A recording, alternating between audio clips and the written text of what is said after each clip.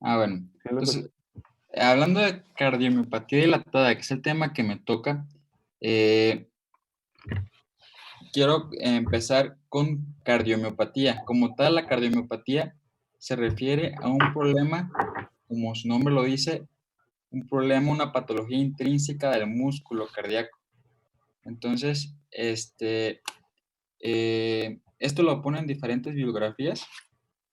El daño miocárdico puede ser ocasionado por hipertensión, por valvulopatías, por enfermedad coronaria, por cardiopatías congénitas y otras diferentes enfermedades. Entonces, cuando tengo estas, principalmente estas cuatro, se dice que la cardiomiopatía es secundaria, o sea, el cambio es eh, como respuesta a estas patologías, a una sobrecarga persistente. Sin embargo, cuando no tengo ninguna de estas patologías, se dice que la cardiomiopatía es primaria. Entonces, hablando del tema que me toca es cardiomiopatía dilatada. Las cardiopatías primarias, cuando el defecto es propio del músculo, hay diferentes fenotipos. La dilatada, que es la que voy a comentar, la miocardiopatía hipertrófica, la restrictiva, la displasia ritmogénica del ventrículo derecho, la miocardiopatía ritmogénica únicamente y otras que están como no clasificadas. Entonces, todo esto es un fenotipo que se demuestra por medio de imagen y con probabilidad de falla cardíaca y de muerte súbita. Entonces, la definición, hay muchas definiciones. Entonces, como lo comento, cardiomopatía en general se define una enfermedad del músculo cardíaco en la cual no es secundaria a hipertensión, a valvulopatías, a cardiopatía isquémica o a cardiopatía congénita. O sea, una enfermedad del músculo cardíaco que se excluya esto. Entonces, es una enfermedad estructural y funcional del músculo del corazón. Esa es la definición principal que ponen en las diferentes guías y artículos de revisión y bibliografías en libros, pues. Sin embargo, si ustedes llegan a revisar después, no sé, alguna guía, por ejemplo, la de cardiopatía isquémica, de angina crónica estable, llegan a manejar, por ejemplo, cardiomiopatía isquémica.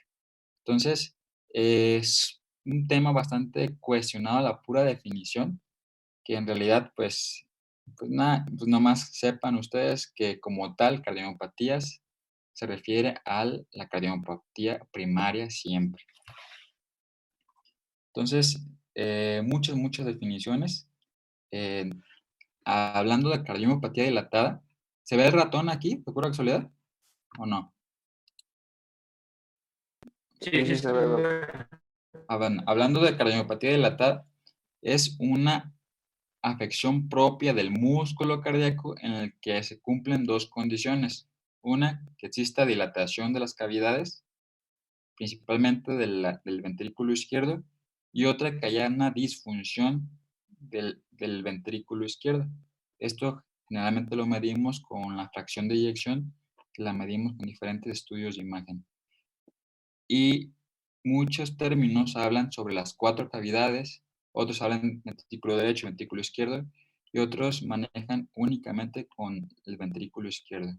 Entonces, a grandes rasgos, con que se afecta el ventrículo izquierdo y con que tenga disfunción sistólica, con eso definimos miocardiopatía dilatada y que se demuestre ausencia de hipertensión, ya lo vuelvo a repetir, ausencia de hipertensión, ausencia de enfermedad valvular y ausencia de cardiopatía congénita.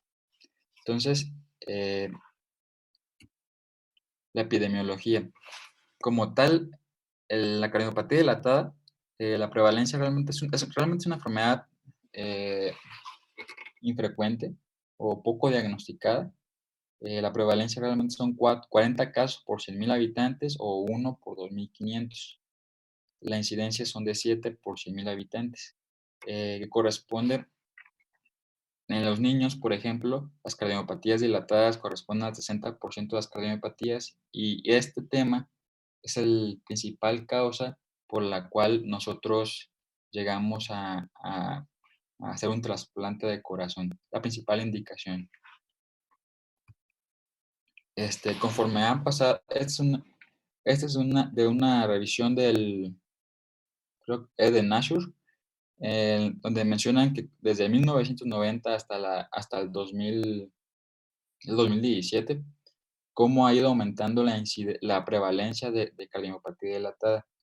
Pareciera, no es que haya más, sino quizás es que pues cada vez viven más tiempo. El tratamiento para insuficiencia cardíaca ha mejorado y pues hay mayor cantidad de pacientes con insuficiencia cardíaca en todo el mundo. La clasificación. eh, Hay diferentes clasificaciones según donde lo lean, según el libro que lean y según la guía que lean. A grandes rasgos maneja la AJA-ICC tres tipos: genética, mixta y adquirida, y la ESC, la española, pues la europea, nada más como familiar y no familiar. Es realmente lo mismo, es nada más cómo clasificarlos. Entonces, por ejemplo, aquí, cardiomiopatía primaria, o sea, cardiopatías como tal, como su nombre lo dice nada más. Genéticas se refiere a un trastorno hereditario, puro hereditario como que es la miocardiopatía hipertrófica, que es un fenotipo en el que hay una obstrucción en el tracto de salida del ventrículo izquierdo y pues se asocia mucho a muerte súbita e insuficiencia cardíaca. La displasia ritmogénica del ventrículo derecho es otra enfermedad que aparece generalmente desde la adolescencia y generalmente mueren por muerte súbita. Eh, Generalmente aquí lo pueden ustedes demostrar por la onda Epilson. No sé si alguno de ustedes recordará eso. El ventrículo izquierdo no compacto es una enfermedad rara. Más adelante tengo unas imágenes, pero estos pacientes también hacen insuficiencia cardíaca y muerte súbita. Trastornos del metabolismo, defectos de conducción, trastornos en las mitocondrias, síndromes de QT largo, síndrome de Brugada, síndrome de QT corto, taquicardia ventricular polimorfa catecolaminérgica, también, y síndrome de muerte súbita en la noche. Todos son trastornos genéticos. Como tal, no estoy hablando mucho de detalles sobre miocardiopatía dilatada aquí. Algunas de estas se pueden juntar, pues, el mismo paciente puede tener muchas mutaciones. La mixta, por ejemplo, ponen aquí la cardiomopatía dilatada y la cardiomopatía restrictiva, y la adquirida, la miocarditis, la cardiomopatía por Takotsubo, la periparto, la cardiomopatía inducida por taquicardia y algunos infantes con insulinodependencia. Esto no lo voy a comentar después, pero nada más les menciono que cuando hay taquicardia persistente, por ejemplo, aquellos pacientes que tienen muchas extrasistolias, aquellos que tienen fibrilación auricular o taquicardia supraventricular paroxística de forma repentina y frecuente, ocasionan que el corazón finalmente caiga en un estado de insuficiencia cardíaca. Entonces, en estos pacientes tienen insuficiencia cardíaca, tienen los signos de insuficiencia cardíaca, tienen una FEBI disminuida, y únicamente dando medicamentos para bajar la frecuencia cardíaca se curan, pues. Entonces, hay que pensar esto en pacientes que tienen muchos eventos de extrasistolia. También esto puede ocasionar, por ejemplo, los marcapasos mal colocados. Siempre que se pone un marcapaso, intentamos que si el paciente tiene ritmo, que el paciente pues tenga su propio marcapaso, pues, y solamente en caso de pausas o algo por el estilo así, entre el marcapaso. Pero cuando el marcapaso está entrando todo el tiempo, incluso hay taquicardia por marcapaso, pues el mismo marcapaso puede inducir una miocardiopatía. Esta es la clasificación de la EX, que maneja como familiar y no familiar. En general las engloba, pues como ya lo había comentado, en cardiomopatía hipertrófica, dilatada, displasia ritmogénica del ventrículo derecho y, bueno, cardiomopatía dilatada nada más. Y la, ah, bueno, bueno, es lo mismo, pues. Y la familiar, que son trastornos genéticos en diferentes grupos. Bueno, la mortalidad de nuestros pacientes, pues son 5.9 por 100,000. Es, prácticamente es más de la mitad, mucho más de la mitad. Eh, Esto es anual. Entonces, en realidad tiene una mortalidad muy alta todos estos pacientes. En realidad, la cardiopatía o la miocardiopatía dilatada es la parte final de una enfermedad. Entonces, casi siempre, cuando hacemos el diagnóstico de cardiopatía dilatada, pues ya está dilatado, como su definición lo dice. Entonces, la mortalidad es muy alta. Realmente la mayoría se mueren, o el 50% por lo menos se mueren en los siguientes 3 años. Entonces, la clínica es de insuficiencia cardíaca, me estoy adelantando pues, y la muerte en la mayoría es por insuficiencia cardíaca, aunque un 30% se asocia a muerte súbita. Hay algunos tipos de micardiopatías dilatadas, bueno, según algunos tipos de mutaciones que se asocian más a arritmias. La etiología son diversas, desde genética, infecciosa, autoinmune. Ahorita voy a hablar un poquito más a detalle de esto. La miocardiopatía alcohólica, esto pues es más frecuente de lo que creen. eh, Son aproximadamente el 20% de estos pacientes y se define, por lo menos, el paciente debe tener una exposición de por lo menos 10 años consumiendo casi todos los días entre 8 a 10 bebidas estándar. Entonces, generalmente pues son hombres, como lo esperado, y en un promedio de edad o un rango de edad entre 30 y 55 años. La quimioterapia, por ejemplo, está la cardiotoxicidad tipo 1, en la cual hay una lesión de las mitocondrias, hablando de las antraciclinas, y hay muerte celular. Entonces, estos medicamentos se acumulan. Entonces, conforme van recibiendo la quimioterapia de los pacientes, se va acumulando más y más daño va habiendo. Entonces, la destrucción celular, la destrucción de los miocitos finalmente va provocando más falla cardíaca. Entonces, gran parte de estos pacientes, aunque sobreviven a su cáncer, se mueren después de insuficiencia cardíaca. Y la cardiotoxicidad tipo 2 son otro tipo de quimioterapéuticos en los cuales solamente hay una disfunción miocárdica temporal que va en relación con la quimioterapia y cuando se suspende, generalmente la función ventricular empieza a mejorar. El uso de anfetaminas, cocaína y todos estos medicamentos y sustancias se asocia a vasospasmo, a isquemia, favorece también eventos trombóticos, son multifactoriales, pues, pero al final daña mucho el músculo cardíaco. Los trastornos metabólicos, el hipertiroidismo como el hipotiroidismo se asocian a cardiopatía dilatada. De hecho, los pacientes, casi todos, bueno, aproximadamente los pacientes acá con nosotros, yo creo que por lo menos el 50% trae un trastorno tiroideo. Entonces, y además, el tener descontrolado esto, pues se asocia a descontrol de la insuficiencia cardíaca. El hipotiroidismo hay que tener en presente que a veces se pudiese confundir con un cuadro de insuficiencia cardíaca. La miocardiopatía dilatada de origen diabético, esto apenas recientemente bien descrito como tal hace como unos 4 meses. Lo que pasa que la diabetes como se asocia mucho, pues, a infartos, se asocia mucho a muchas a enfermedad renal crónica. Entonces, la causa principal de daño cardíaco por diabetes es más secundaria, pues, ¿verdad? Pero la propia diabetes daña el músculo cardíaco. Entonces, siempre es microangiopática y se asocia es una miocardiopatía dilatada. Trastornos, enfermedades de depósito como de cobre o de hierro, trastornos,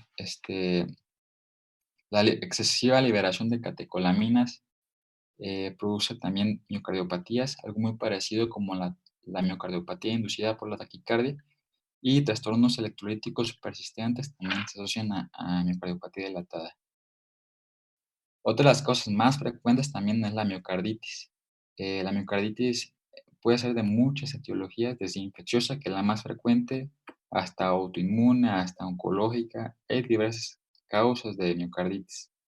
Este, eh, un poco diagnosticado. Realmente yo cuando estaba en medicina interna, nunca nunca llegamos a concluir como tal un cuadro de miocarditis, más por la falta de recursos para confirmarlos. Pero estos pacientes, generalmente, si no se mueren en el evento agudo, eh, alrededor del 20 al 30% pueden llegar a ser insuficiencia cardíaca, una miocardiopatía dilatada. La mayoría, en realidad, son cuadros leves. Es muy frecuente ver asociado a la miocarditis con pericarditis. Entonces, es un paciente con dolor torácico, con cambios electrocardiográficos sugerentes de pericarditis, pero que eleva troponinas. Entonces, la elevación de troponinas no se produce por una pericarditis. Entonces, la miocarditis es una de las causas principales de insuficiencia cardíaca. Asociado a VIH, miocardiopatía chagásica y asociado a virus de hepatitis B y C. La miocardiopatía chagásica también es frecuente. Este, es más frecuente de lo que pensaba, por ejemplo. Hay mucha miocardiopatía chagásica, entonces también habrá que considerarlo. En cuanto a enfermedades autoinmunitarias, la principal causa de miocardiopatía dilatada de origen autoinmunitario es una miocarditis autoinmunitaria, de células, la que es de células grandes. Pero también puede aparecer asociada a lupus, a esclerosis múltiple, a artritis reumatoide, aunque es poco frecuente. La idea es demostrar que la miocarditis sea de origen autoinmunitario. Aquí hay unos criterios, pero como tal, la, la forma de diagnosticarlo es mediante una biopsia endomiocárdica, que realmente no se hace como tan frecuente. La miocardiopatía periparto, no sé si alguna vez lo han escuchado. Yo la había revisado algunas veces cuando estaba en medicina interna. No me tocó ver, al menos no me tocó ver ningún paciente que haya hecho miocardiopatía del periparto, pero también es bastante frecuente. Bueno, a lo mejor acá donde estoy es más frecuente, pero me ha tocado ver como unas 3 a 5 en un solo año, y solamente en donde yo estoy. Entonces eso es como multiplicado como por 10 o 15 veces más. Obviamente es un hospital de concentración. La miocardiopatía periparto, así como su nombre lo dice, es una insuficiencia cardíaca que tiene fracción de eyección disminuida, abajo del 45%, y hay dilatación de cavidades, y ocurre en el último mes del embarazo y 5 meses del posparto. Si aparece antes del último mes, no es miocardiopatía periparto. Y si aparece después de estos 5 meses, tampoco es. Eh, los factores de riesgo, entre más grande sea la paciente, entre más embarazo haya tenido, la presencia de hipertensión como tal, o preeclampsia o eclampsia durante el embarazo, y pues aparentemente hay cierta predisposición genética. No se sabe realmente por qué se produce. Hay muchas hipótesis. Dentro de ellas, la principal es la que se sospecha que la prolactina que liberan las mujeres embarazadas como tal favorece en algunas mujeres el desarrollo de insuficiencia cardíaca. Entonces, hasta hay estudios en los que el usar bromocriptina ha mejorado la supervivencia de sus pacientes y ha mejorado ha reducido la insuficiencia cardíaca, quitado la insuficiencia cardíaca, mejorado la clase funcional. Entonces, la recuperación al íntegro, aparentemente. Pero realmente son puros estudios, no, no son estudios pequeños, pues. Pronóstico es de todas las micardiopatías dilatadas, es la que tiene mejor pronóstico, entre comillas, porque alrededor del 50% se terminan por recuperar, pero el otro 50% lleva una evolución propia de miocardiopatía dilatada. Entonces, realmente se mueren aproximadamente en los siguientes 3 años, sin tratamiento, pues, y aproximadamente un 15% de los pacientes que hacen este diagnóstico se mueren en ese momento. Entonces, el tratamiento es de insuficiencia cardíaca con fracción de eyección disminuida. Y algunos estudios experimentales, como ya lo comenté, con bromocriptina. Hay otros estudios en los que están así como realmente muy poca evidencia en el que usan pentoxifilina 3 veces al día, que aparentemente mejoró supervivencia. Y se ha usado principalmente en los hospitales materno-infantiles eh, la inmunoglobulina intravenosa. Pareciera que también tiene un efecto benéfico. No, ahí no hay ningún ensayo, pero pues ahí está como otra opción de tratamiento. ¿Qué he visto yo que le hemos dado a tus pacientes? Tratamiento para insuficiencia cardíaca únicamente. Y de los trastornos familiares, o sea, son aquellos en los que antes lo conocíamos como miocardiopatía dilatada idiopática, en las que no determinábamos ni un agente infeccioso, ni inmunitario, ni nada por el estilo. Entonces, finalmente recurríamos o nos podíamos recurrir al trastorno a que era algo hereditario. Este, Aquí pongo, por ejemplo, se puede ver, vamos a ver, aquí.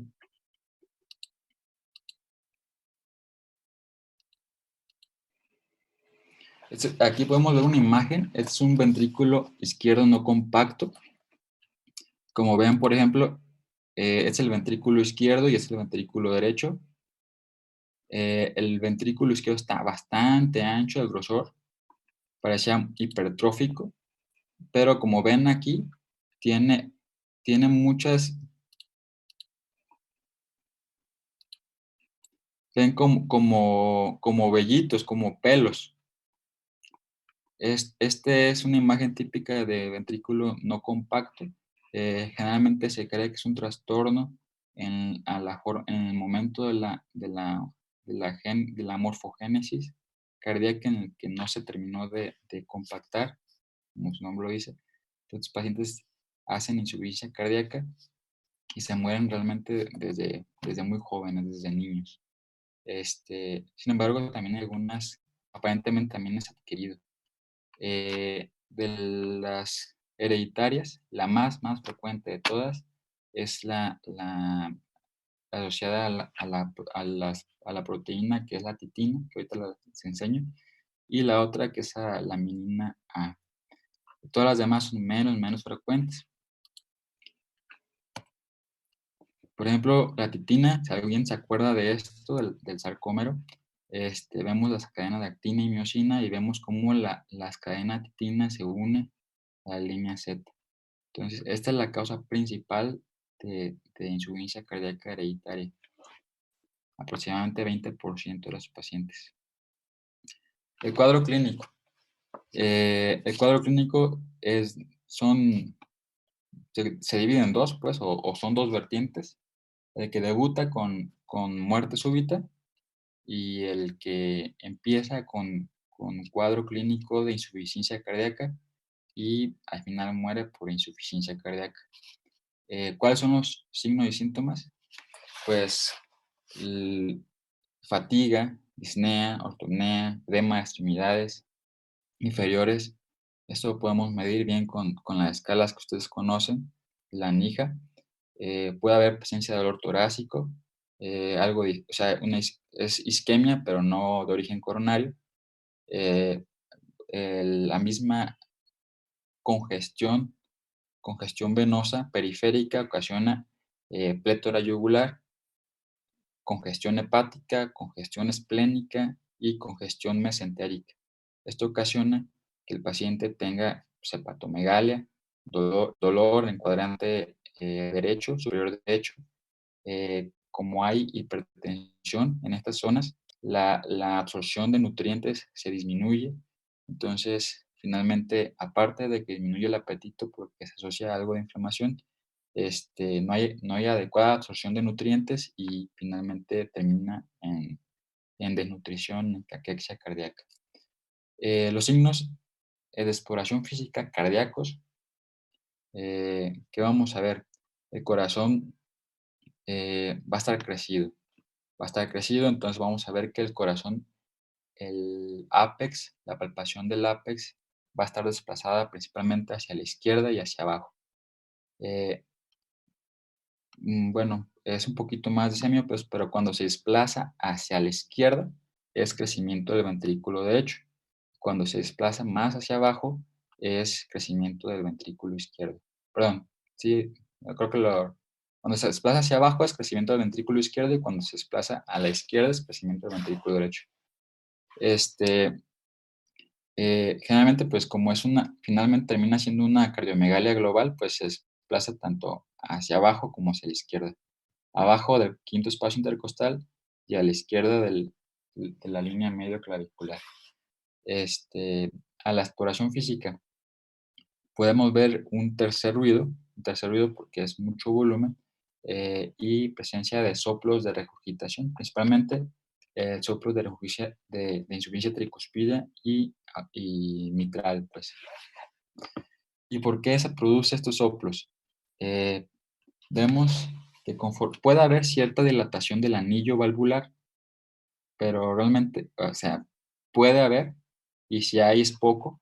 Principalmente la causa principal por la cual hay insuficiencias valvulares auriculoventriculares es de cómo crece la cavidad, o sea, digamos que esto crece, se hace más hacia abajo, finalmente los músculos papilares no están en su lugar, entonces evitan que tanto en sístole como en diástole coapten completamente las valvas de las válvulas AB.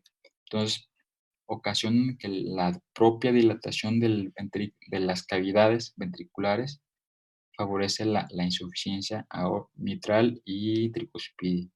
Esto, a su vez, favorece más sobrecarga de volumen y más dilatación. Entonces, aquí se viene un ciclo vicioso. ¿Qué voy ya entrando con el paciente, ¿qué voy a preguntarle a nuestros pacientes? Primero, pues factores de paciente que de por pura casualidad, que viene por alguna otra cosa y encuentra un cardiomegalia, o viene por datos de insuficiencia cardíaca como tal, viene con edema o disnea de esfuerzo. Entonces, hay que preguntarle factores de riesgo cardiovascular, eh, buscar como la causa de si creo yo que tiene una patología cardíaca, buscar cuál sería la causa. Obviamente, primero lo más frecuente, o sea, primero cardiopatía isquémica, si es hipertenso, mal controlado, si tiene algún soplo que llega a orientar a insuficiencias valvulares, que en estos pacientes lo tienen, pues, pero generalmente es un soplo de insuficiencia valvular leve a moderada. Y después se sugiere preguntar sobre antecedentes familiares, principalmente pacientes que tengan la misma enfermedad, que tengan insuficiencia cardíaca o que tengan familiares que hayan muerto o debido a muerte súbita, que hayan tenido exposición a cardiotóxicos como alguna quimioterapia o el consumo intenso de alcohol o drogas y pues los propios signos y síntomas que tiene nuestro paciente. Entonces, a lo mejor podemos encontrarnos ante un paciente que está asintomático y de repente llega con nosotros a la consulta y tiene estas radiografías, cardiomegalia. Entonces, habrá que investigar la causa. Como lo comento, la cardiomiopatía dilatada, si nos vamos a la bibliografía que lo divide en primaria y secundaria, se hace un evento final, un desenlace de una o algunas enfermedades que finalmente ocasionaron que el corazón pues estuviera en esa fase de dilatación. Entonces, es como cuando hablamos de insuficiencia renal. Hay muchas causas de insuficiencia renal, glomerulopatía, muchas causas de insuficiencia renal, trastornos intersticiales, bueno, muchas causas.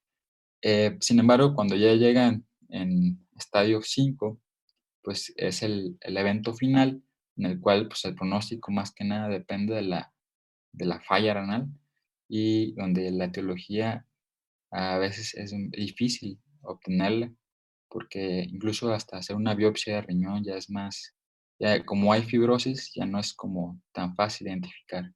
Y el pronóstico realmente ya no cambia, y el tratamiento ya realmente ya no cambia tanto. En nuestro caso también es muy parecido, entre comillas.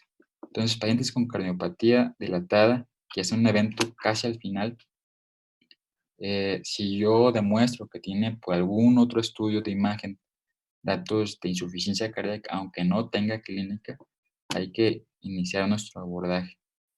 Eh, Aquí estoy hablando cardiopatía dilatada, principalmente voy a ver crecimiento del ventrículo izquierdo, de las cavidades izquierdas.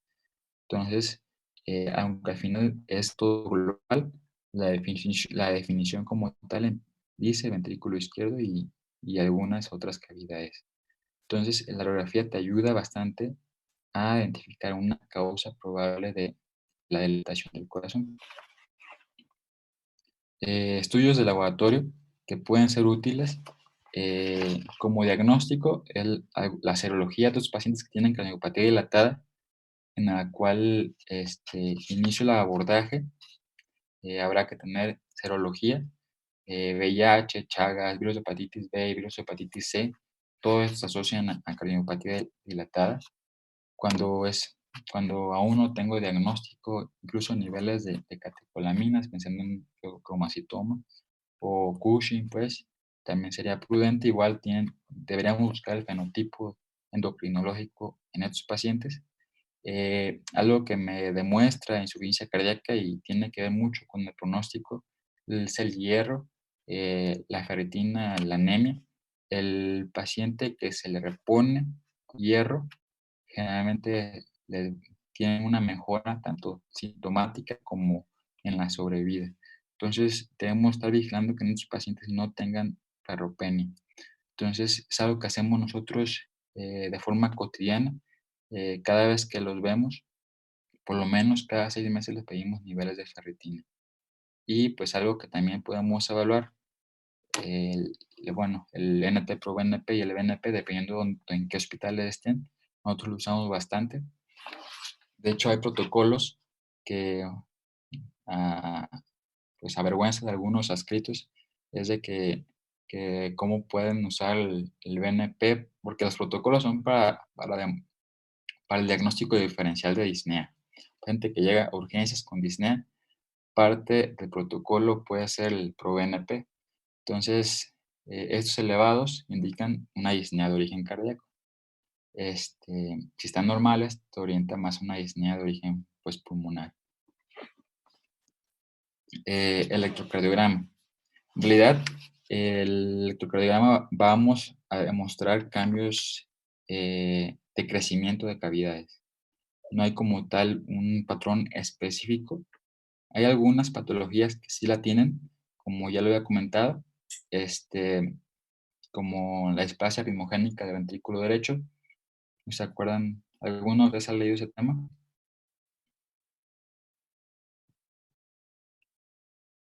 Bueno, como es poquito tiempo, lo voy a seguir. Eh, no hay, puede haber, el electro puede orientar a ciertas patologías eh, hereditarias, que siempre se asocian a algunas canalopatías y se asocian mucho a muerte súbita. Entonces, el electro es útil para demostrar estos hallazgos y en base a estos decidir si ocupa o no ciertos tratamientos médicos, farmacológicos para tratar de disminuir el riesgo y se ocupa un desfibrilador implantable automático. Y principalmente los cambios como tal de cardiopatía dilatada son datos de la disfunción del ventrículo izquierdo. Entonces, algo que es muy, muy frecuente de mostrarlo, de ver, pues, es el bloqueo de rama izquierda y la presencia ya de arritmias, pues, como fibrilación auricular, la taquicardia ventricular. Los pacientes suelen hacer muchos eventos ventriculares y Y pues nada más. En el ecocardiograma es el método ideal de screening. Nos orienta bastante en, en demostrar la causa, en fenotipicar la miocardiopatía. O sea, aquí podemos ver si un paciente tiene alguna anormalidad regional en la movilidad de la pared. Podemos pensar que tiene un infarto, por ejemplo, un infarto lateral, eh, o incluso una miocarditis, pues, por ejemplo. Entonces, estos defectos en la movilidad regional pues, nos ayudan bastante a, a demostrar, por ejemplo, algo isquémico. Si el paciente está, pues aquí podemos medir la dilatación, es medir diámetros, medimos la fracción de eyección del ventrículo izquierdo, las masas y espesores. De esta forma podemos decir si es una miocardiopatía dilatada o una miocardiopatía hipertrófica. Son unas ecuaciones que se utilizan. Bueno, más que nada, está bastante fácil. Es como ven en el cuadrito, esa es una imagen del libro de Guadalajara, en el cual ponen las medidas y ponen la relación radio-grosor. Entonces, cuando se pierde la relación radio-grosor, quiere decir que esta fase, la cardiopatía es dilatada, o sea que hay más dilatación de grosor y el corazón ya no tiene, la pared muscular ya no tiene la capacidad de, de eyectar la sangre, o sea, no tiene la capacidad de vencer la poscarga, entonces finalmente la fracción de eyección disminuye. Este, em, Nos sirve como diagnóstico diferencial si demostramos alguna cardiopatía congénita, eh, cortocircuitos, por ejemplo, demostrar alguna valvulopatía. Es útil aquí, por ejemplo, en estos pacientes suelen hacer insuficiencia mitral e insuficiencia tricuspide con bastante frecuencia, pero en estos estudios, en el ecocardiograma, por ejemplo, se puede evaluar directamente la válvula y demostrar si trae cambios propios, o sea, daño propio de la válvula, o que la válvula está sana y simplemente es una insuficiencia funcional. Bueno, y aquí también quiero comentar, aquí por ejemplo es un eco en 4 cámaras, un poquito mal acomodado, es el ventrículo izquierdo, la aurícula izquierda, ambas dilatadas, y se ve cómo está la insuficiencia mitral de origen, bueno, moderado. Estos estudios también es por eco, cada vez lo hacemos más. Es para evaluar la movilidad. eh, digamos, bueno, sin meterme tanto, eh, dividimos, segmentamos el corazón en diferentes partes y vemos qué tanto se mueve. Entonces, si el corazón se mueve poquito, quiere decir que está muy grave. Si se mueve mucho, está normal. ¿Sí? Entonces, esto nos ayuda a demostrar cambios más sutiles, es más sensible que la fracción de eyección del ventrículo izquierdo y es lo que principalmente usamos o usan los cardiólogos porque ya hay una subespecialidad más de cardiología que se llama oncología cardiológica, que principalmente es evaluar a sus pacientes que están en quimioterapia y pues es un cardiólogo, una especialidad de cardiología dedicada únicamente a oncología. Es es una forma ideal para darle seguimiento a estos pacientes. Aquí en los estudios de hemodinamia, como ya lo comenté, la principal causa de dilatación, de cardiopatía dilatada es la isquémica, insuficiencia cardíaca con fracción de eyección disminuida es la cardiopatía isquémica. Entonces, si el paciente tiene probabilidad de tener estas enfermedades, pues el estudio hemodinámico es lo ideal. Habrán leído quizá ya la guía, pues también acaba de salir hace un año, creo. Sí, no, salió, sí, hace un año salió la nueva guía de angina crónica estable, en el cual si el paciente tiene datos de angina y tiene factores de riesgo, pues ya va directo a estudio de angiografía. Eh, entonces, también todo paciente ya en la fase final de la enfermedad, en la que no hay ninguna otra forma de tratarlo más que por trasplante cardíaco, antes de una cirugía cardíaca también se debe evaluar mediante hemodinámica. Igual antes de cualquier procedimiento quirúrgico cardíaco, un cambio valvular, también se debe hacer un estudio por medio de hemodinamia. Y esto que va saliendo cada vez, que va mejorando cada vez más. Ahorita la indicación para hacer una angiotomografía coronaria son pacientes con bajo riesgo, en el cual yo no creo que tengan nada en el corazón, y con eso puedo excluir completamente que tenga una enfermedad coronaria sin tener que invadir. Pero cada vez se extiende a pacientes con mayor riesgo. La imposibilidad de la tomografía es que conforme nos hacemos más grandes, más viejos, principalmente, digamos, después de 50 años, empezamos a tener normalmente calcificación coronaria sin que haya obstrucción. Entonces, las calcificaciones nos impiden visualizar la anatomía coronaria. Entonces, es principalmente ideal para pacientes eh, em, adultos jóvenes o jóvenes, pues. Entonces, eh, entonces, aquí podemos ver que se ve bien las obstrucciones sin necesidad de estudios de invasión. Obviamente, todo esto lo estoy pidiendo para como descartar cardiopatía isquémica. Y finalmente, esto, que es como que lo más nuevo que ha salido, es la medición de presiones por medio de tomografía. Aquí ven, por ejemplo, esto lo hacemos por hemodinamia.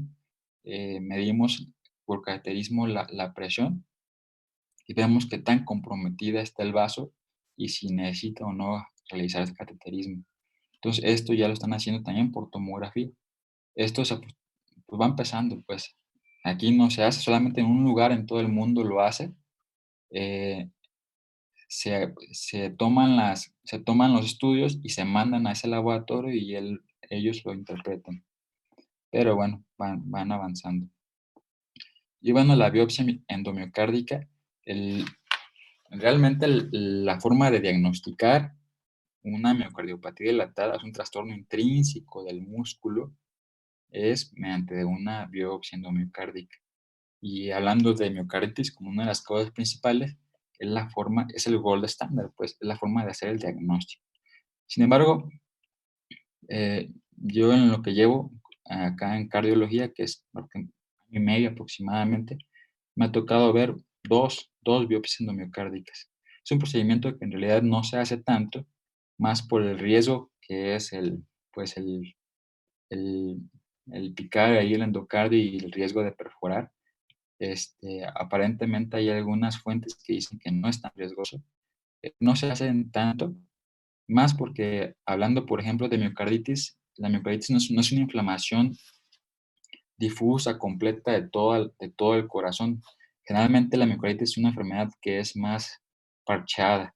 Entonces, si nosotros tomamos la muestra, la probabilidad de agarrar la zona de miocardio que está con lesión no es tan alta. Entonces podemos tener muchas biopsias endomiocárdicas en las que no demostramos nada, pues estamos agarrando pues, corazón sano.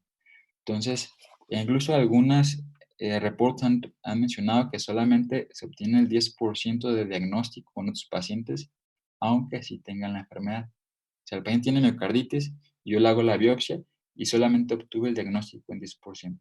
Entonces, por eso es algo que no se hace tanto. Pero, pues, es la forma directa de demostrar la inflamación miocárdica o la presencia del virus.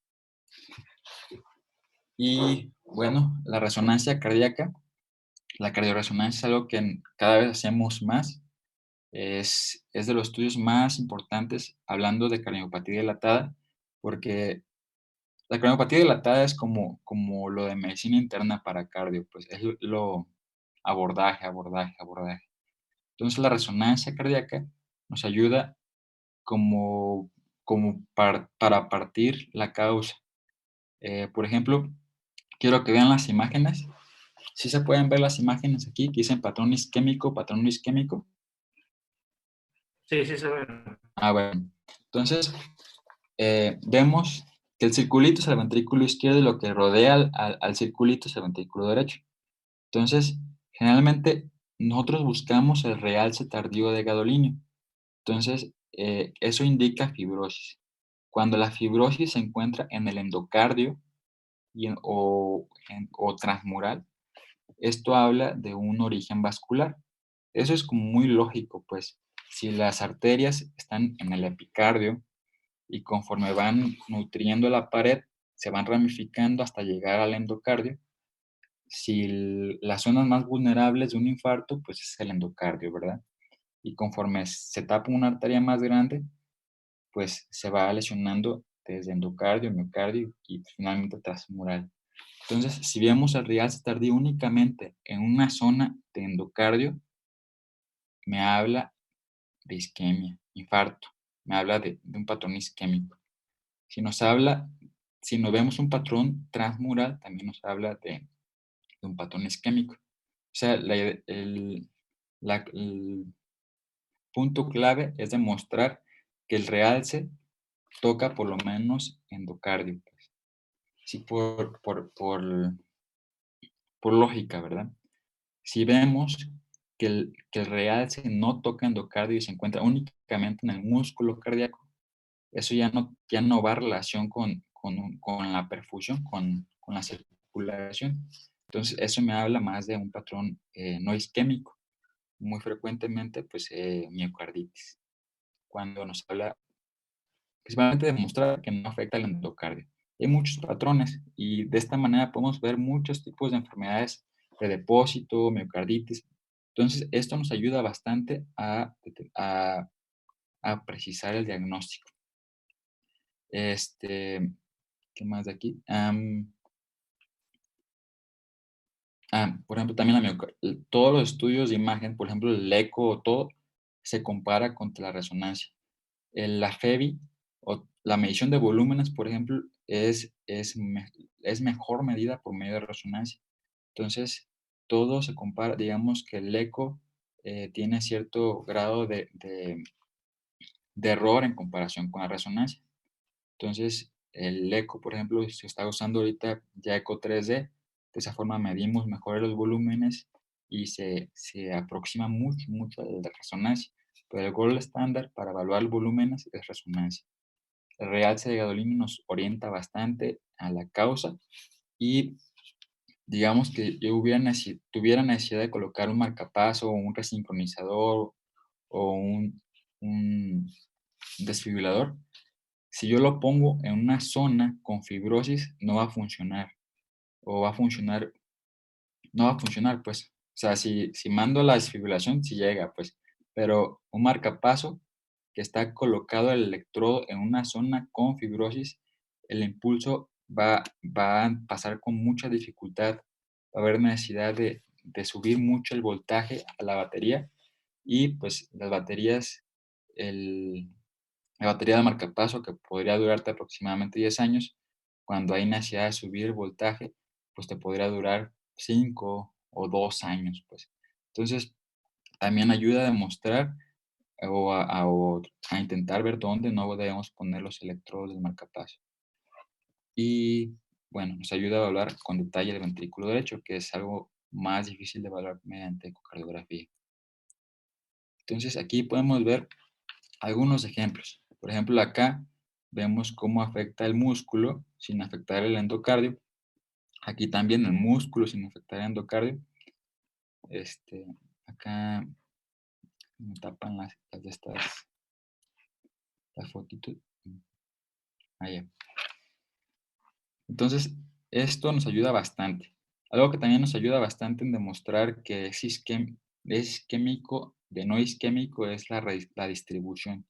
Si la distribución va en relación con la zona de irrigación de un vaso y aparte afecta endocardio o es transmural, pienso en origen isquémico. Cuando es una zona que no tiene nada que ver con irrigación y no afecta endocardio como tal, no pensaría en algo no isquémico, pues. Y bueno, también aquí, si el paciente no encontramos nada de realce, esto me orienta a que es una causa hereditaria, porque generalmente las causas hereditarias es un trastorno o de canales o de parte de la formación del sarcómero y puede haber fibrosis y podríamos encontrar realce de gadolinio pequeño en pequeñas zonas, pero si no hay nada, pues nos orienta más a una causa más de herencia, pues. El estudio genético. Entonces, como lo menciono, la causa genética es una de las principales causas, entre el 25 al 30%, 20, 30, 35%. Entonces, son muchos genes, los dos principales ya los comenté. Eh, debemos preguntar en pacientes en los que no encontramos nada o de entrada, si ya nos refieren un antecedente, buscar 4 generaciones previas. Recordar que el patrón de herencia de la cardiopatía dilatada obedece a las leyes mendelianas. Entonces, prácticamente todos son autosómicos dominantes, unos cuantos, pero muy pocos autosómicos recesivos y como 2, 3 nada más ligados al X. Entonces, buscaríamos interrogar que sea un patrón autosómico dominante, entonces eso nos ayuda bastante. ¿A quién vamos a investigar? Los familiares de primer grado. En caso de que haya antecedente, familiares de primer grado. ¿Cómo lo vamos a,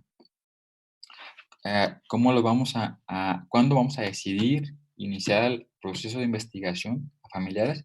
Cuando existen más de 2 familiares con un diagnóstico, con el mismo diagnóstico, o cuando existe un solo familiar, o sea, pero que no incluya al paciente, pues obviamente, que haya tenido una muerte súbita antes de los 35 años.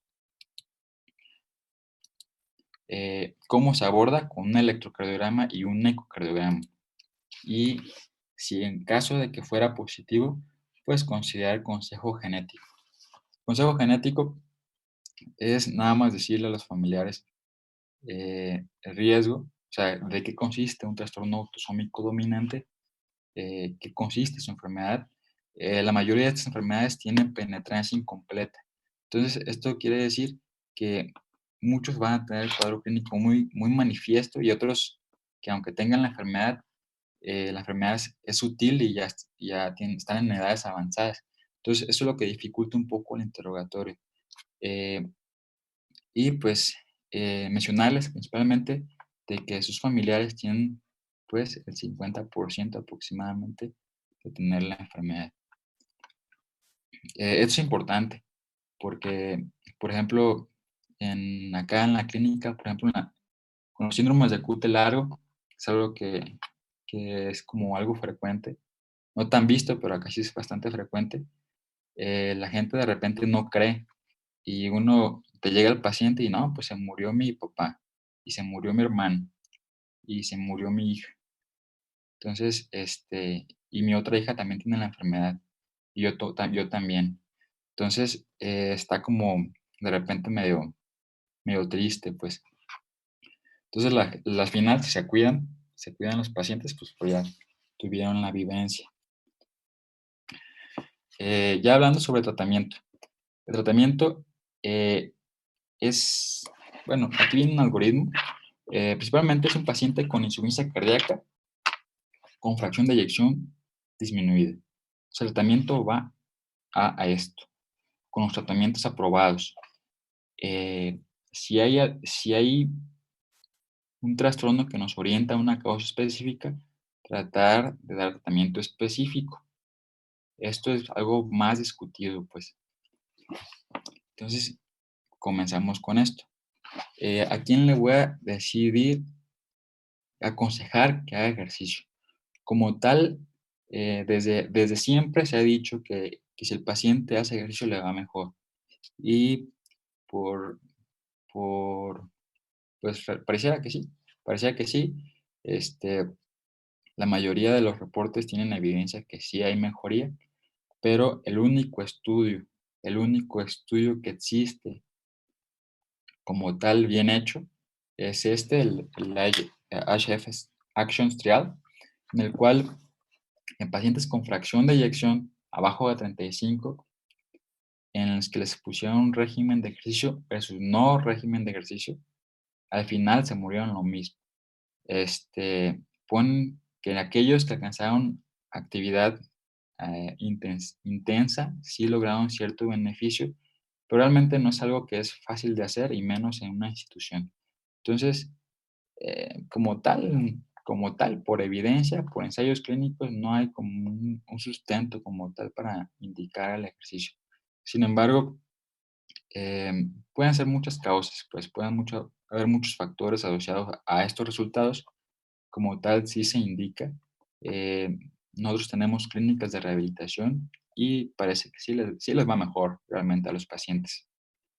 Desde la cuestión psicológica, principalmente se ve el beneficio en la clase funcional, la capacidad de hacer esfuerzo. Este, ¿A quién está contraindicado?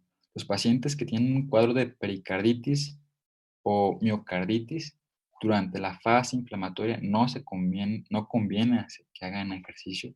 Realmente hasta les llegamos a dar seguimiento con PCR una vez que están completamente negativos, que no hay nada de inflamación, eh, podemos indicar hacer ejercicio.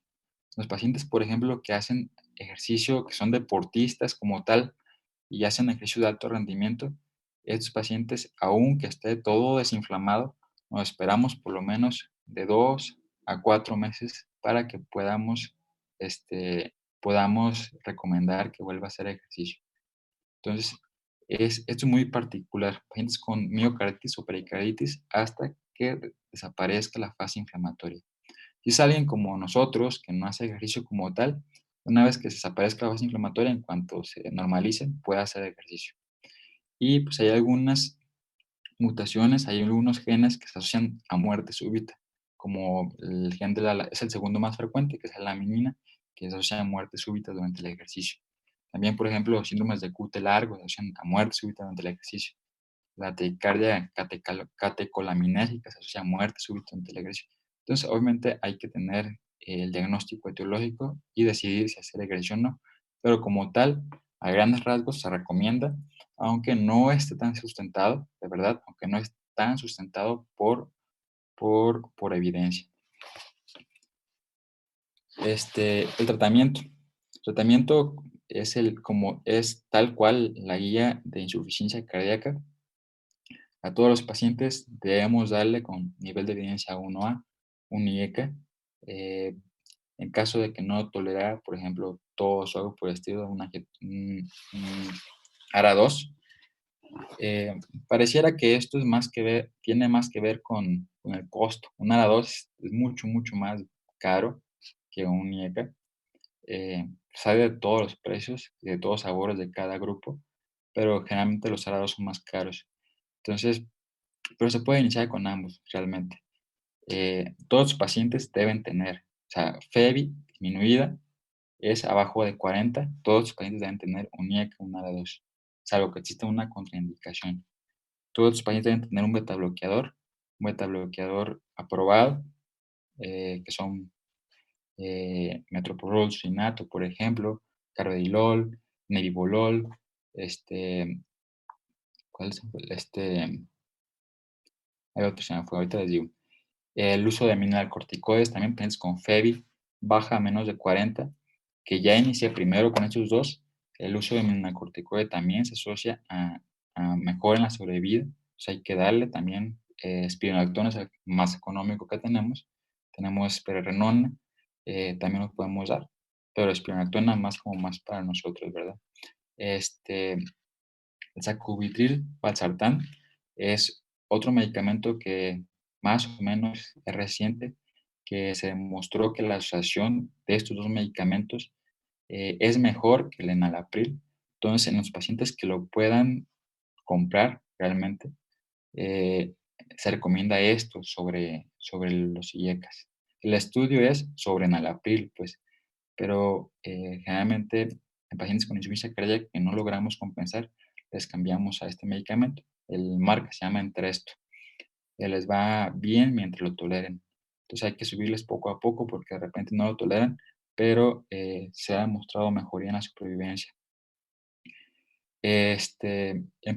Los inhibidores del canal IF, como ivabradina, se da para pacientes también con fiebre disminuida, que están en ritmo sinusal y que a pesar de tener una dosis efectiva, demostrada ya que sirve con betabloqueadores, y aún así tengo una frecuencia cardíaca arriba de 70, de 75, se le podemos dar.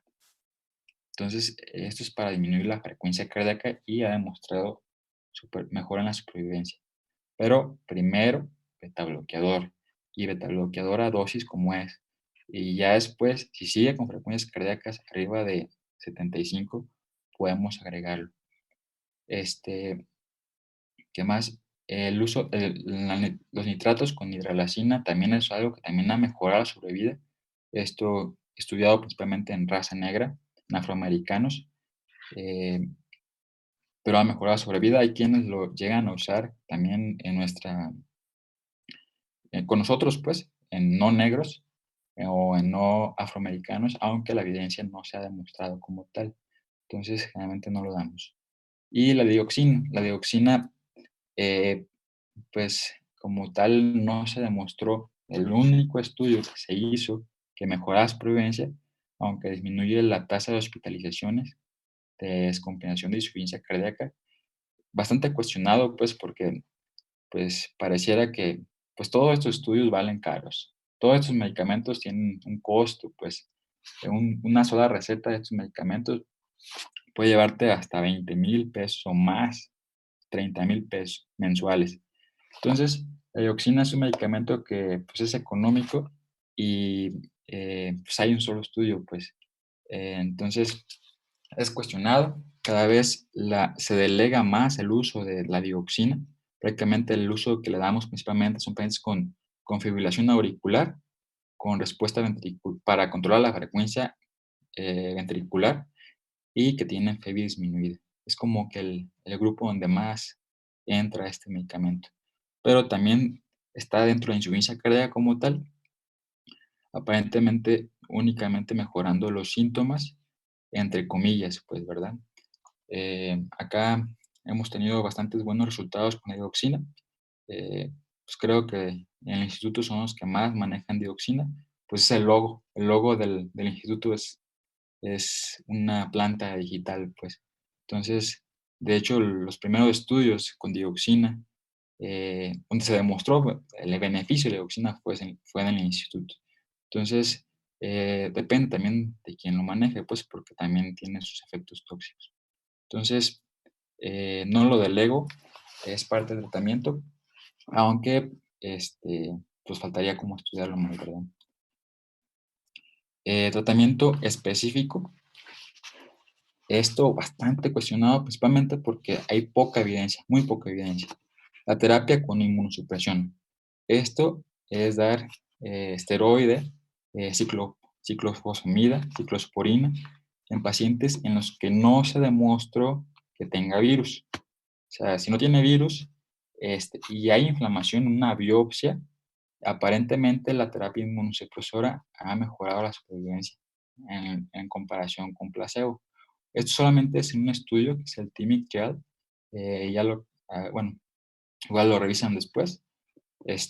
La muestra realmente son pocos pacientes.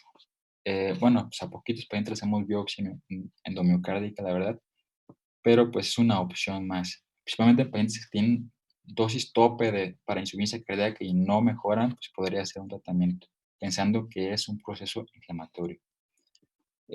Las drogas antivirales, tratamiento antiviral, principalmente para pacientes en los que aparentemente si yo le hago una biopsia al paciente, una biopsia endomiocárdica, y demuestro que tiene virus, y si vuelvo a repetir y demuestro que persiste con el virus ahí, esos pacientes les va a ir mal.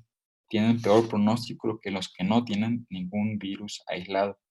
Entonces, aparentemente, el tratar a los pacientes para tratar de eliminar el virus, mejor dicho, se demostró que en las biopsias ya no se demostró el virus, ya no se encontró el virus, tenían mejor supervivencia que los que persistían. Entonces, en ese estudio, que es el Big Trial, tratamiento con interferón, aparentemente se logró eliminar la carga viral en las biopsias. Entonces, aunque no refiere nada sobre mortalidad, pero se elimina la carga viral, pues, no, el hallazgo del virus en la biopsia. Entonces, aparentemente también podría disminuir la mortalidad. Y otros que están como en estudio es que si es un trastorno autoinmune, pues remover los anticuerpos circundantes mediante inmunoabsorción. Pues aparentemente podría funcionar. Son estudios que van saliendo que podría ser útil. Esto va muy lento porque no son tantos pacientes. Y terapia no farmacológica. La terapia de resincronización. La terapia de resincronización vemos, bueno, dentro de las causas que llevan a insuficiencia cardíaca y que hacen que la contracción ventricular sea ineficiente, es la disincronía de la contracción. Estos pacientes, conforme más se van haciendo, más se agravan, pues, más crecen los ventrículos, más asocia trastornos de la conducción y es muy, muy frecuente la presencia de bloqueo de rama izquierda. El bloqueo de rama izquierda como tal es una disincronía de contracción y favorece disminución de la fracción de eyección.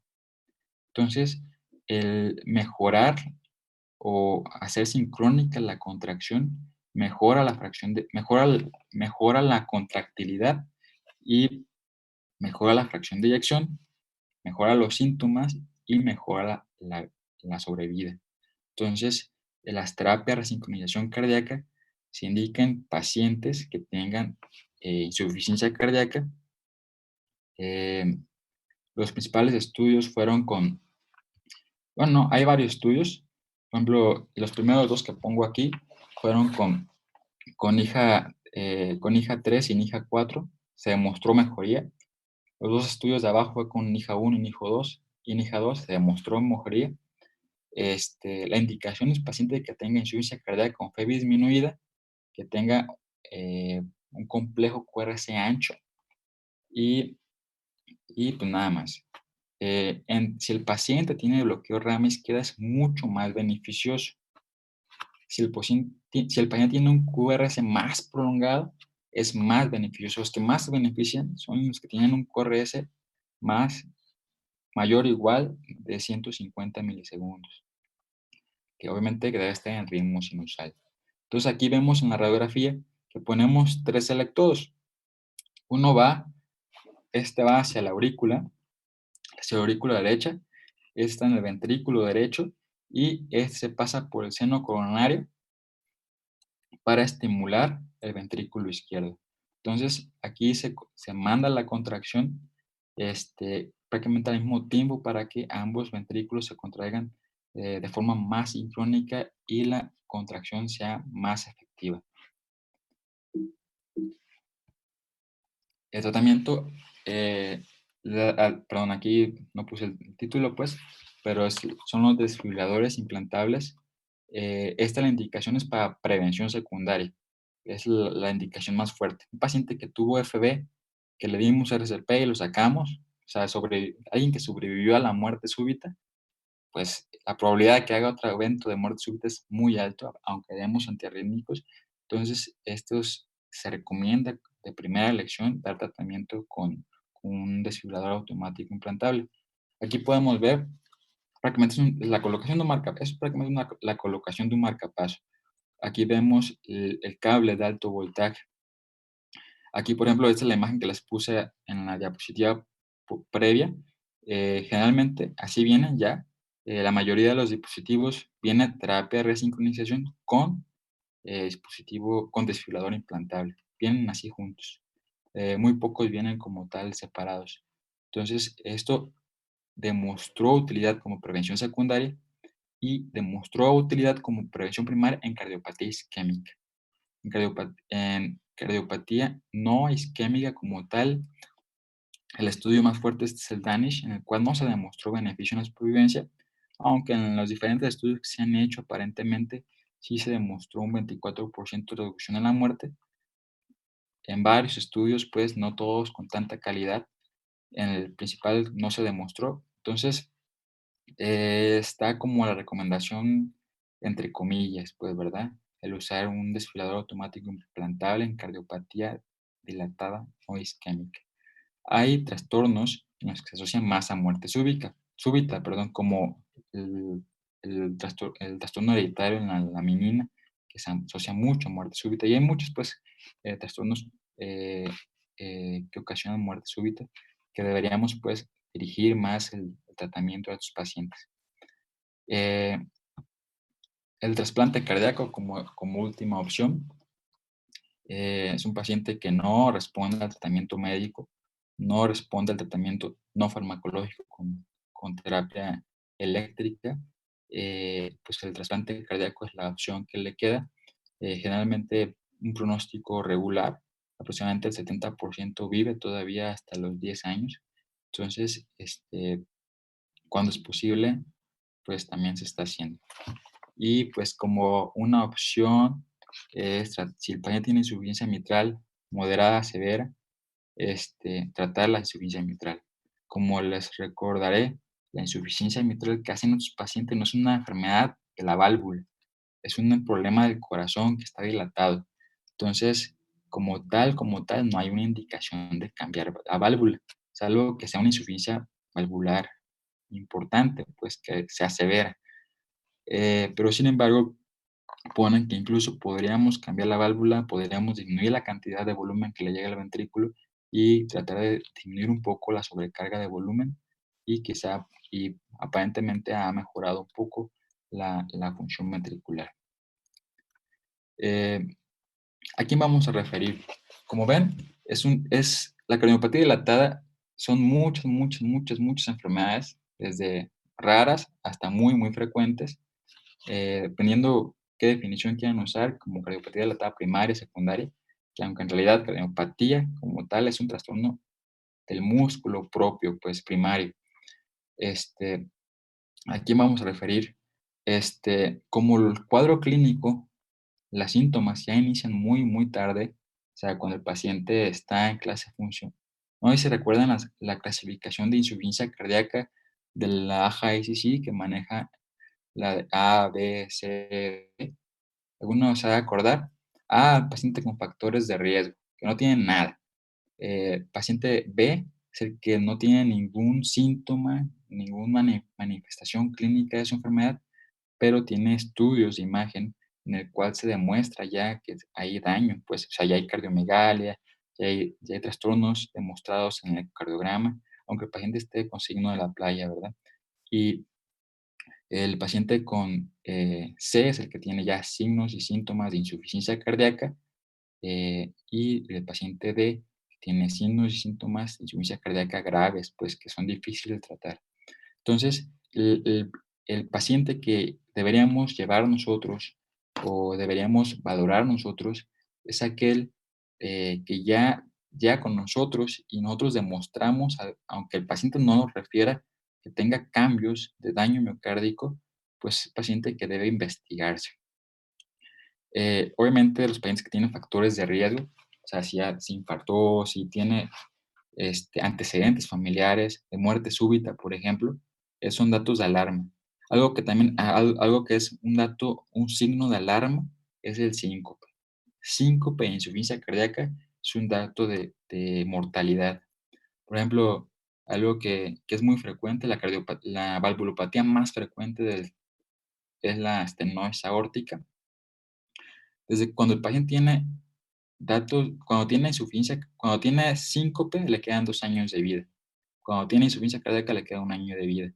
Entonces, hay que intentar, pues, al menos, si vemos cambios, aunque el paciente no tenga síntomas, es un motivo de que necesita valoración.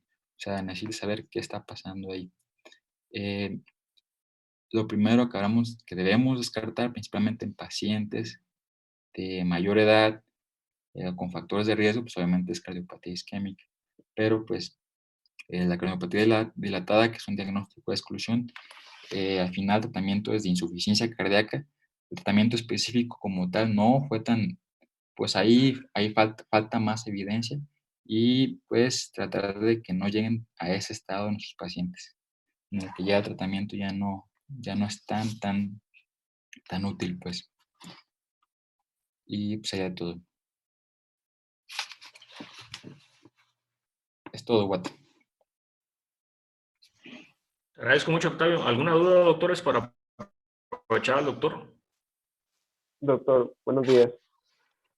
Doc, supongo que nosotros como médicos de primer nivel vamos a llegar con un paciente, el paciente va a llegar a nosotros con los síntomas de disneas, de grado variable, alguna clase de antecedente que pueda referirme, ya sea el familiar o algún antecedente de infección. Nosotros solicitamos una radiografía, vemos una cardiomegalia y enviaríamos, yo supongo que también solicitaríamos el electrocardiograma y lo enviaríamos para medicina interna. ¿Qué otros estudios necesita el paciente para poder referirlo? No, yo creo que con la radiografía el electrocardiograma es suficiente. Sí, el electrocardiograma, pues, bueno, dependiendo de dónde estén, pues, pero obviamente el ecocardiograma es la forma de hacer el tamizaje ideal y la forma de darle seguimiento a estos pacientes. El electro, como ya lo comenté, no tiene aparentemente tanta sensibilidad. Los cambios que vemos en el electrocardiograma ya son ya de dilatación, de crecimiento, pero nos ayuda, pues, bastante. Algo que quiero comentarles, que estos pacientes, la presentación clínica es de insuficiencia cardíaca en el 70% y el otro 30% es de muerte súbita. Entonces, los pacientes que inician con muerte súbita, pues son pacientes que no tienen signos y síntomas previamente y debutan así. Entonces, si el paciente ha tenido síncope, es un dato que hay que investigar. Si tiene antecedentes familiares, ya lo comenté, si tiene dos familiares que tienen una cardiomopatía dilatada o tiene otro familiar que haya muerto, que haya tenido una muerte súbita antes de los 85 años, también es otro dato de alarma que hay que investigar. El electro y la radiografía me parece que son suficientes. Y una pregunta más, disculpe, ¿el tratamiento antihipertensivo que mencionó es dependiendo de si el paciente presenta síntomas de hipertensión, cifras tensionales elevadas o es para todos los pacientes? No, es para todos. El tratamiento es de insuficiencia cardíaca. Son antihipertensivos, pero tienen la indicación para insuficiencia cardíaca. Entonces, el medicamento incluso da dosis altas. Si se fijan las dosis que manejan, si quieren revisen la guía después de insuficiencia cardíaca con fracción de eyección disminuida y vean la guía de hipertensión. Les voy a dar yo el tema de hipertensión, pero fíjense que las dosis de hipertensión son más bajitas. Las dosis para insuficiencia cardíaca son muy altas.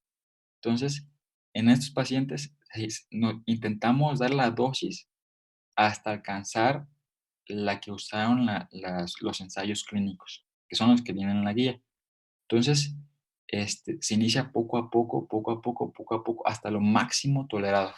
Son dosis muy altas de todos los medicamentos y son de por vida. O sea, no se quita, aunque no sea hipertenso. Si el paciente es normotenso y le empezamos a dar estos medicamentos y se hipotensa, pues ya, ahí paramos, pues. Si está con frecuencias cardíacas de 60 y yo quiero darle beta bloqueador, pues tendría que iniciarle muy bajito, pues, y si se baja mucho la frecuencia cardíaca, pues ahí paramos. La mayoría de nuestros pacientes maneja presiones tratando de mantener las dosis efectivas, presiones la mayoría abajo de 90, 60, frecuencias cardíacas están aproximadamente entre 50, todos nuestros pacientes, para tratar de que alcancen nuestras dosis. Y es con lo que se ha demostrado beneficio en la supervivencia. Entonces, es un error muy, muy común que ven después ustedes o otros médicos, o sea, internistas, aunque yo, pues, y vemos, no, man, la presión tienes 90, 55. Este medicamento va para afuera, o sea, la dosis está muy alta. Entonces, y les quitamos el medicamento. Entonces, es importante saber que las dosis son altas y aunque tengan la frecuencia cardíaca baja y aunque tengan la presión arterial baja, mientras el paciente lo tolere, se deja. Y nosotros incluso en la consulta intentamos subirle todavía más la dosis hasta alcanzar la dosis efectiva, pues, y es de por vida. Muchas gracias. Oye, Octavio, no sé si lees el chat. Un Ah, médico te puso ahí una pregunta, creo que no la puede decir por micrófono. Yo tengo una pregunta. Entonces, ¿el diagnóstico se va a hacer por exclusión? O sea, tenemos al paciente que presenta los signos, síntomas, o por ejemplo, lo del marcador genético es como especial, exclusivo, porque mencionaba que se podía dar, que bueno, en lo más nuevo que, como mencionó usted, yo creo que leí el mismo artículo, que era como que lo más novedoso, pero actualmente no se implementaba mucho, que era el perfil genético para el uso de inmunoreguladores, inmunomoduladores, que mejoraba la sobrevida del paciente, pero no está avanzado en cuanto a la práctica de ello. Entonces, el perfil genético no se hace de primera instancia o no se hace a todos los pacientes como para saber si es realmente o no, porque las causas pues son, a lo que yo leí, pues puede ser idiopática, o sea que realmente no sepas cuál es la causa y dentro de eso pues incluso alcohol, puerperio y todo. Ay, creo que se me fue el internet. sí, no, te estoy escuchando. Ah, ok. Sí, Entonces, mira, esa era mi duda, si el perfil se le hace a todo paciente o si son como que especiales o si realmente aquí no se hace. Entonces, mira, el perfil genético como tal, pues es al final, pues, o sea, son los pacientes que no tenemos una causa identificada, pues buscamos una causa genética. Eh, para empezar, no se sugiere hacerle nada de esto a este paciente, salvo que tenga el antecedente, ya lo comenté, que tenga 2 familiares con la misma enfermedad o que tenga un familiar con muerte súbita antes de los 35 años. Si no, como tal, no hay recomendación. Quizá que sigamos busque, no encontremos, pues que le podamos pedirlo, pues como tal la recomendación no está. Igual podemos usarlo si son pacientes, por ejemplo, que tienen la posibilidad de hacerse todos los estudios, pues adelante, ¿verdad? Pero como tal, no está indicado, pues la indicación es que tengan el antecedente familiar. Puede ser un caso esporádico, o sea, pues todo, que de repente salga con una mutación en la, en la formación de la titina, que sea más frecuente. Es un caso esporádico, pero las células familiares, por ejemplo, pues no vamos a encontrar nada. Entonces, ese paciente quizás se quede con diagnóstico al final con diagnóstico de miocardiopatía dilatada idiopática, pues porque al final demostrar a los familiares no van a estar porque es un caso esporádico, sería nada más buscarle en él.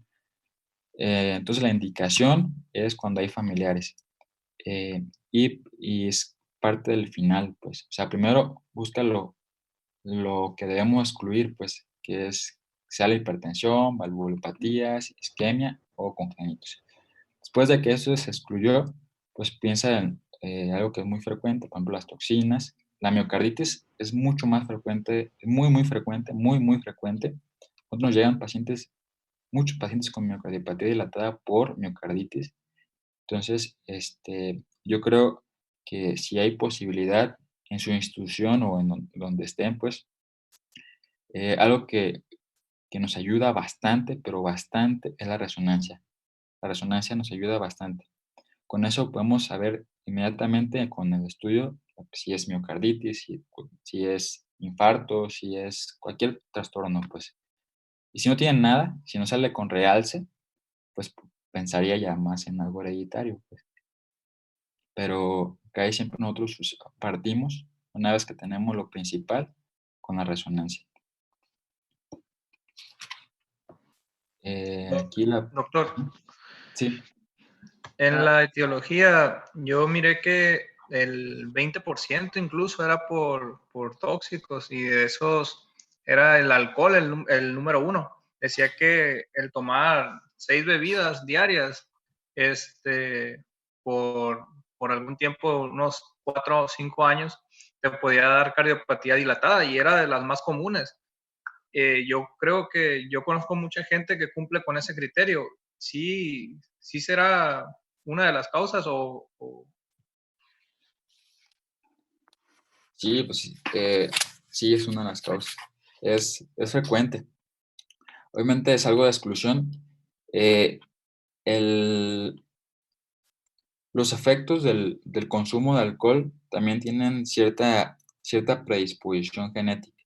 O sea, más de alguno ha de conocer algún viejito que sigue pisteando, digamos así, toda su vida y sigue tomando y no tiene nada. Y hay gente que tiene 30 años y tomó intenso 3 años o 5 años, ya tiene cirrosis y está con hemorragia de tubo digestivo. Entonces, hay una clara asociación entre la cantidad de consumo de alcohol con cardiomiopatía dilatada. Igual que cirrosis, igual que fumar con EPOC, igual que fumar con cáncer de pulmón. Pero hay cierta predisposición genética, cierta predisposición. Así como han visto gente viejitos que han fumado toda su vida y no tienen nada, igual. Entonces, eso depende de cada persona, pero la asociación, entre más tomes, más probabilidad tienes de miocardiopatía dilatada. Aquí me preguntan que no escuchan. ¿Cómo podríamos corroborar la eficiencia del tratamiento farmacológico? ¿Solo con mejoría de síntomas o en primer contacto con estudio podemos solicitar para valorar? Mira, los signos y síntomas, claro que sí, es como que el punto a evaluar, la mejoría de la clase funcional. O sea, que ahí siempre pues, preguntamos cuánto puede caminar, cuántas cuadras puede caminar y la forma o el estudio que más podemos hacer a lo mejor para primer nivel, y lo hacemos bastante, es la radiografía de tórax. La radiografía de tórax evaluamos la presencia de congestión venocapilar y en pacientes en los que está funcionando todo este medicamento, el índice cardiotorácico, la cardiomegalia empieza a disminuir. Y el estudio ideal de seguimiento es mediante ecocardiografía. En ecocardiografía, en paciente en el que está bien tratado, la fracción de eyección puede mejorar o mantenerse. Si el paciente sigue con disminución de la fracción de eyección, con disminución de la clase funcional, el paciente no está mejorando. Otra cosa, como ven aquí, no viene nada sobre la furosemida, ningún diurético más que la espironolactona. La furosemida como tal no sirve, pues, o no, mejor dicho, no se ha demostrado que mejore la sobrevida. Pero en pacientes con descompensación o con insuficiencia cardíaca sintomática, el tratamiento, aunque no se ha demostrado tanto por evidencia, porque pues no le vas a negar el diurético a un paciente ahogándose y a ti sí y a ti no. O sea, por ética no se hacen esos estudios, es el diurético, pues. Entonces, un paciente que está con signos y síntomas, con descompensación de su clase funcional, la forma de mejorar su clase funcional es con diurético. Aunque no viene como manejo para disminuir aumentar la sobrevida. En el caso de etiologías de miocardiopatía dilatada por fármacos como cloroquina, ¿qué tan frecuente es su causa y relacionado con COVID? ¿Ha visto algún caso actualmente? Mira, algo que es muy frecuente, que nos ha llegado si no tiene que ver con COVID, es trastornos de conducción. La cloroquina, como en especial la cloroquina, también la hidroxicloroquina, pero más la cloroquina, se suele depositar en la vía de conducción. Entonces, los pacientes que están tomando de forma prolongada cloroquina se asocian a bloqueo AB completo. Entonces, a bloqueo AB pues, de diferentes grados. Pero hemos puesto nosotros varios marcapasos por pacientes con trastornos de la conducción en el que la etiología se demostró que fue la cloroquina. Pues la cloroquina, lo vuelvo a comentar, se deposita en la vía de conducción. Además, bueno, hablando de COVID-19, Como tal, no me ha tocado ver ninguna arritmia provocada por en estos momentos. Eh, ya ven que a todos los pacientes, bueno, acá pues así le estamos dando todo, pues. Dentro de ellos, la hidroxicloroquina y cloroquina cuando se puede. Este, cuando está disponible. Casi siempre hay, pues. Este, la guía, no sé si luego revisas una guía, hay una guía para dar tratamiento con hidroxicloroquina. Lo ideal es, como tal, medir primero el intervalo QT y lo mides y si está en rangos de normalidad lo puedes iniciar. Lo inicias y debes estarle dando seguimiento electrocardiográfico por lo menos los primeros 2 días y ver que el intervalo QT no se prolongue. Hay una guía y luego igual se la mando a Eden para que se los pase. Incluso hay escalas que se deben usar. Buenos días, el doctor. ¿La afección de los ventrículos siempre será bilateral o cuál es el ventrículo que se afecta más comúnmente? Bueno, hablando de cardiomiopatía dilatada, que es el tema que estoy dando, el ventrículo que necesariamente se debe afectar es el ventrículo izquierdo. Hay patologías propias del ventrículo derecho que afectan directamente al ventrículo derecho. Hay patologías que afectan directamente al ventrículo izquierdo. Aparece la miocardiopatía dilatada afecta de forma global, pues. Incluso hay unas fuentes que dicen que es dilatación de las 4 cavidades, pero por lo menos en lo que concluyen todas las definiciones de miocardiopatía dilatada es que por lo menos el ventrículo izquierdo está afectado. O sea, tanto dilatado como disfuncional, pues. Entonces, ventrículo izquierdo debe estar y pueden estar el resto de cavidades. Al final no siempre, pues, pero muy frecuentemente eh, se hace biventricular, pues. La principal causa de disfunción del ventrículo derecho es la disfunción del ventrículo izquierdo. Entonces, también recordar que sí vieron las imágenes que se ve el ventrículo izquierdo y el ventrículo derecho está mucho más delgadito y está rodeando al ventrículo izquierdo. El 40% de la función del ventrículo derecho, la función sistólica del ventrículo derecho, es dada por el ventrículo izquierdo. O sea, aunque el septum es parte de los dos ventrículos, prácticamente se comporta como una pared más del ventrículo izquierdo. Entonces, la pura contracción del ventrículo izquierdo, la pura contracción del septum interventricular, le da ese 40% de función sistólica del ventrículo derecho. Entonces, un paciente que se infarta, por ejemplo, del ventrículo izquierdo, en el que el ventrículo derecho está íntegro, pero al perder esa contribución del ventrículo izquierdo, el ventrículo derecho puede claudicar, aunque el ventrículo derecho esté totalmente sano, pues.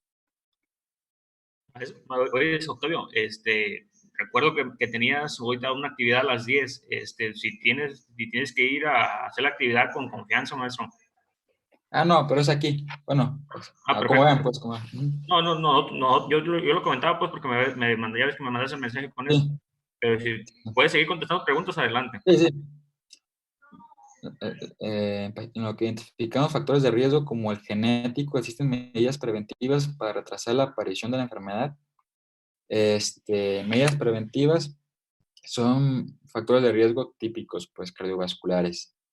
Un trastorno, en realidad, todos estos medicamentos que los estoy diciendo, IECAS, Aradol, betabloqueantes, todos estos medicamentos están ampliamente probados para pacientes con fracción de eyección del ventrículo izquierdo disminuido, pues.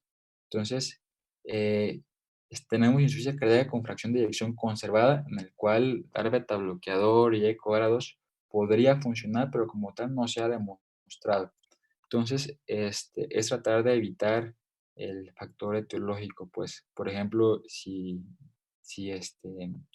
tiene ya algunas manifestaciones imagenológicas, aún no clínicas, y está tomando, por ejemplo, alcohol, pues tratar de evitar que siga tomando. Si, por ejemplo, en pacientes que tienen cáncer, que están con quimioterapia, tratar de no llegar a las dosis, todo es dosis tóxica, pero es dosis acumulativa. Entonces, todos los oncólogos, hematólogos tratan de no llegar a esa dosis en lo posible, pues. O sea, principalmente el tratamiento es en prevenir las causas del entorno, pues, o sea, no genéticas que podemos evitar. ¿Habrán leído alguna vez? Es muy dicho esto en reumatología, el primer hit, doble hit, triple hit, no sé si han escuchado alguna vez. O sea, son en pacientes, por ejemplo, con síndrome de antifosfolípidos, pero no han presentado ningún evento trombótico. O sea, tienen la predisposición, tienen los 3 anticuerpos o 2 anticuerpos, un solo anticuerpo, pero no tienen ningún evento trombótico todavía. Aparentemente lo que desencadena el evento trombótico es un evento del entorno, una situación del entorno. O sea, que al final el paciente o fuma, o al final el paciente se hizo hipertenso y pues eso coadyuvó a su predisposición genética a manifestar la enfermedad y finalmente la produjo. Entonces, tratar de, si tenemos un antecedente de tus pacientes, o sea, tiene un antecedente familiar de que tienen estas enfermedades como tal, hasta ahorita, al menos que yo sepa, pues, no hay como terapia así que pueda curar el genotipo y la enfermedad, pues. Entonces, son medidas generales para prevenir las enfermedades cardiovasculares. ¿Qué tan frecuente como tratamiento final se está haciendo el trasplante cardíaco en miocardiopatía dilatada e insuficiencia cardíaca? Mira, en México, en el instituto, por lo menos en este año y medio, bueno, en el instituto se hizo un trasplante en este año y medio. Un trasplante que desafortunadamente le fue mal y se murió. Hizo respuesta contra se me fue el nombre,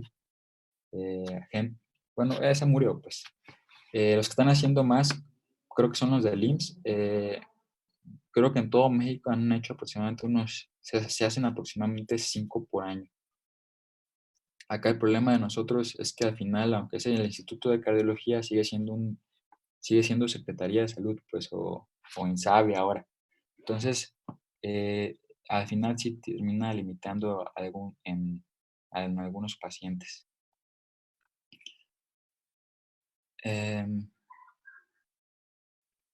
Es recomendable realizar Holter de 24 horas para esta patología. Si el paciente tiene alguna sintomatología, si tiene síncope, por ejemplo, entra dentro del estudio.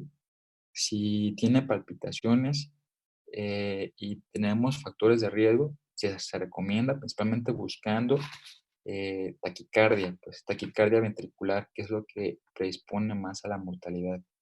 Si el paciente tiene taquicardia auricular, supraventricular o FA o flutter, principalmente FA o flutter, pues predispone a tener eventos trombóticos. Son pacientes que deben tener anticoagulación profiláctica. Entonces, sí se recomienda Holter de 24 horas, principalmente para los que tienen muchas manifestaciones donde podemos ver esto. ¿En qué pacientes identificamos factores de riesgo como genético? ¿Existen medidas de prevención para se lo he dicho. ¿Qué tan frecuente como tratamiento final se está haciendo el trasplante?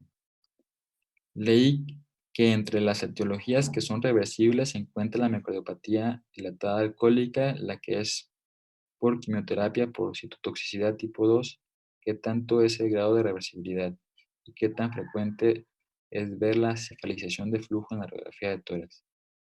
Mira, la por citotoxicidad tipo 2 es en la cual hay disfunción de las células miocárdicas, los miocitos, pues, sin muerte.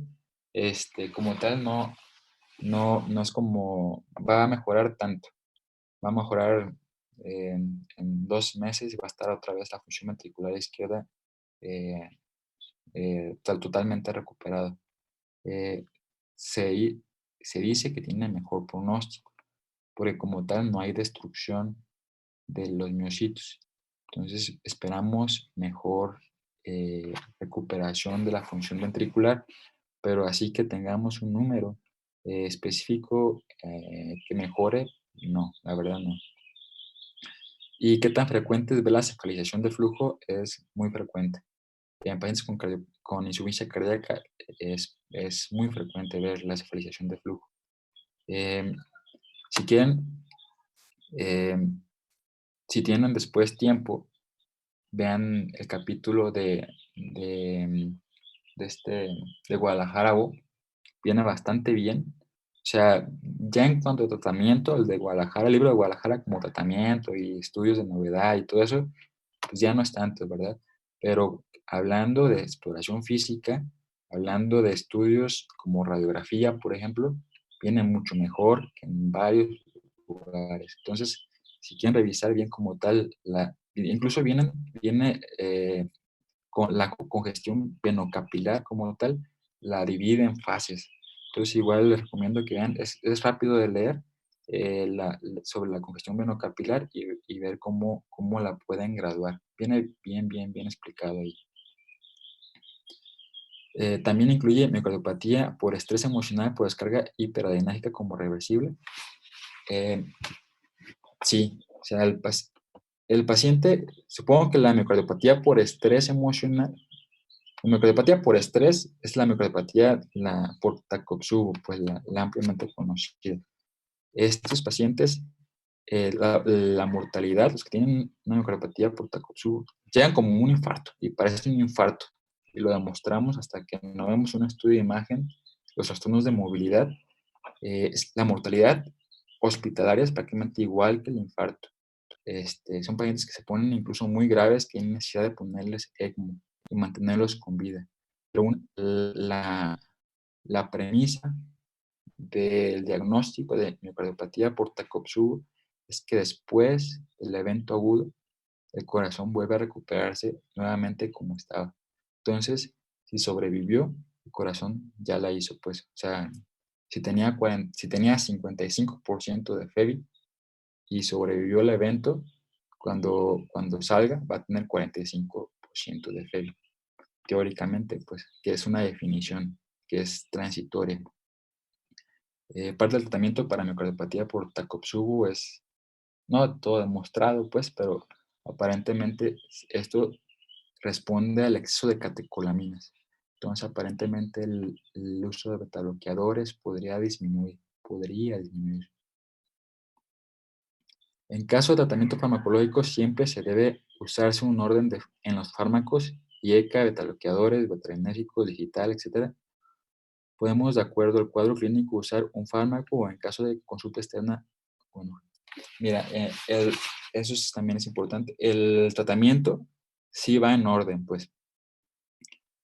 Pudiéramos iniciar quizá de forma baja un IECA y un betabloqueador, pero el tratamiento es escalonado, tratando de que el paciente tolere la máxima dosis posible. O sea, no le voy a dar a un paciente ibabradina cuando ni siquiera ha alcanzado la dosis de betabloqueador. No le voy a dar a un paciente, a lo mejor podemos dar a algunos pacientes, porque ya está en la guía, como de forma inicial, dar Entresto, que es acubitil valsartán. Entonces podemos iniciar con la dosis como es, pero dosis bajitas, pues, y que vaya tolerando. Porque estos pacientes caen siempre cuando les iniciamos, se hipotensan, hacen falla renal aguda, elevan la creatinina, es esperado, pues. Entonces tenemos que tener algo de cuidado con estos medicamentos al iniciarlos poco a poco, y es titulando y si es en ese orden. O sea, primero IECAS, después beta bloqueadores. No voy a dar una aspirinolactona, digamos, si no he dado un IECA, por ejemplo. Entonces lleva ese orden. Primero uno, después, o sea, no hay que saltarnos, pues, en la medida de lo que la tolerancia.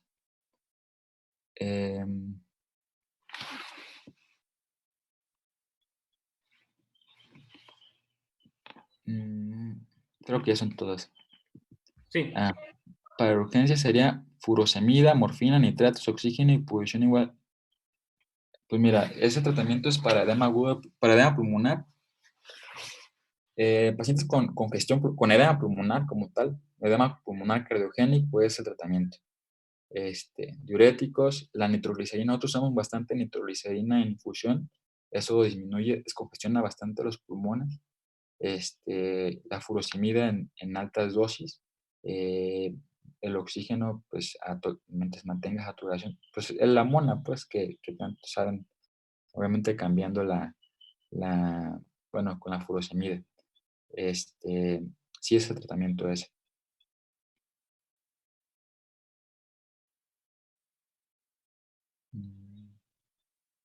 ¿Alguna otra duda?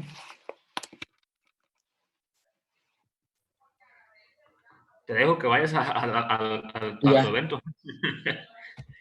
Octavio, nuevamente, como te había comentado, pues gracias por la amistad y gracias por lo que es el apoyo que me estás dando y a los residentes. Nos vemos el día lunes, ¿verdad? Nuevamente. Ok, sí. Sí, pues gracias, maestro. Y pues que tengas mucho éxito el día de hoy. Gracias, igualmente. Tenga un buen día. Gracias. Gracias, doctor.